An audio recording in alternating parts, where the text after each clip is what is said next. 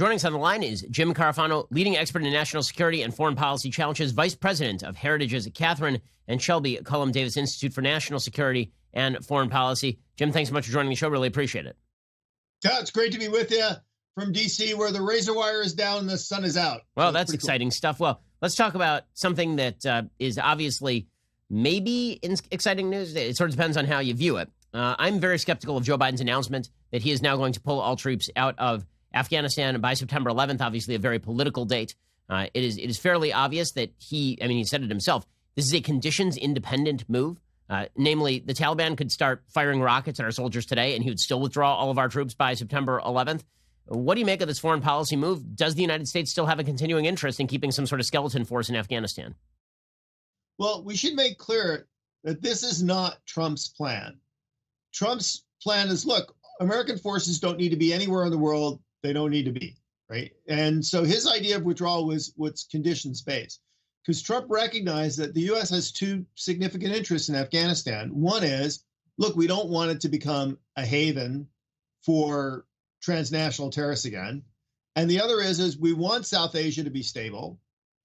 And we don't want Afghanistan to be a problem because we want India focused like a laser beam on helping us deal with China. And the Trump plan is when we've reached a situation where those troops are not necessary anymore, then we will bring them out. Biden just says, look, I don't care about conditions. We're just pulling the troops out.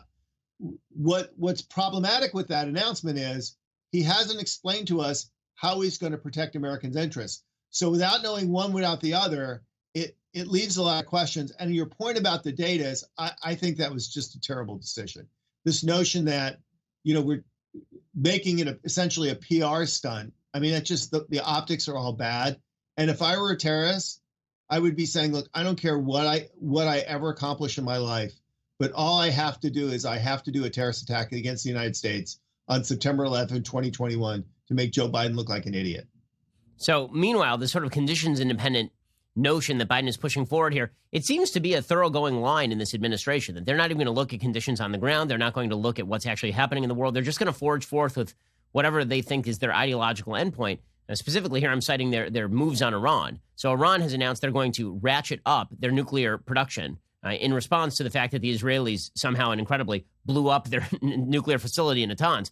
The Biden administration has now said that they are going to start relieving sanctions on Iran, basically regardless of what Iran does at this point. It's fairly incredible that we have an administration that is openly announcing concessions on the basis of no actual concessions on the other side.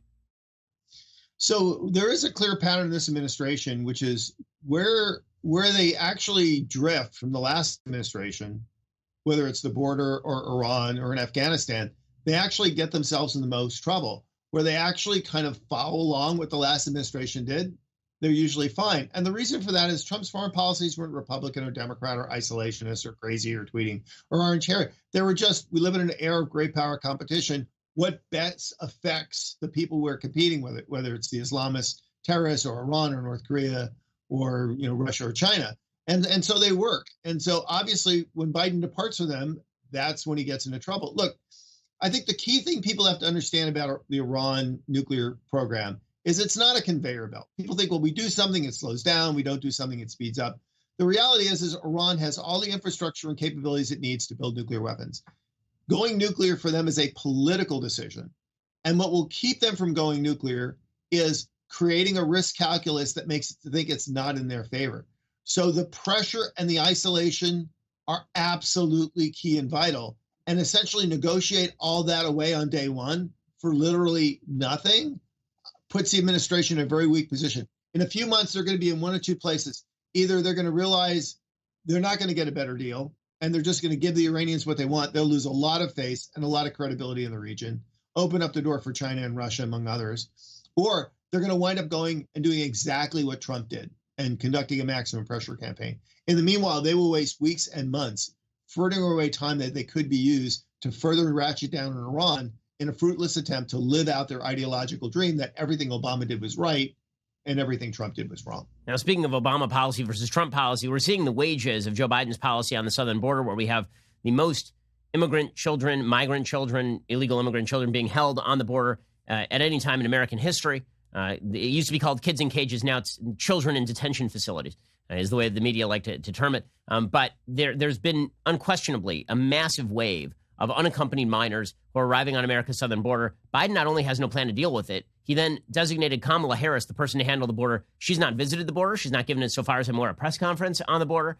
She has done a story with the Washington Post about how much she loves crocheting. So what exactly is the Biden policy on the border at this point, if it even exists, other than basically just hope that the media stops covering it?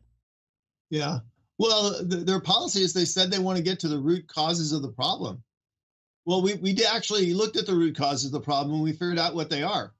The root cause of the problem is Biden. I mean, his policies have created an unprecedented crisis. And here's how it's going to get way worse. Nobody's been talking about this. Have you looked at Biden's proposed budget? Most of it is like a 14% increase in discretionary spending. Every federal agency gets showered with cash, except, of course, DOD and Homeland Security. The increase for Homeland Security is 1/4 the rate of inflation. So they're going to lose enormous buying power. And he is burning through cash at an unprecedented rate. And he is essentially cutting the resources of the Department of Homeland Security. So everything that department does, the Coast Guard rescuing people at sea, FEMA coming in after a hurricane, all that stuff is going to be gutted to fuel all this cash for his border crisis, cash which is doing nothing. It reminds it, if Winston Churchill he was here, he would say, never before have so few spent so much to accomplish so little. Yeah, it really is impressive the way that the Biden administration seems to be failing at nearly everything they're trying, and yet they are treated as though they're just being met with wild success. The fact is that this entire administration seems to be an exercise in jumping out in front of successful parades and declaring themselves leading the parades, while simultaneously then leading the parade down into some dead ends and a pileup occurring. James Carafano, leading expert in national security for Heritage Foundation, really appreciate your time and your insight. Hey, thanks for having me. Thanks for watching the Heritage Foundation's YouTube channel. With more than 500,000 members, we are the nation's largest conservative research and education institution. We believe the principles and ideas of the American founding are worth conserving and renewing. Please help us further our mission by subscribing to this channel and sharing our videos with your family and friends.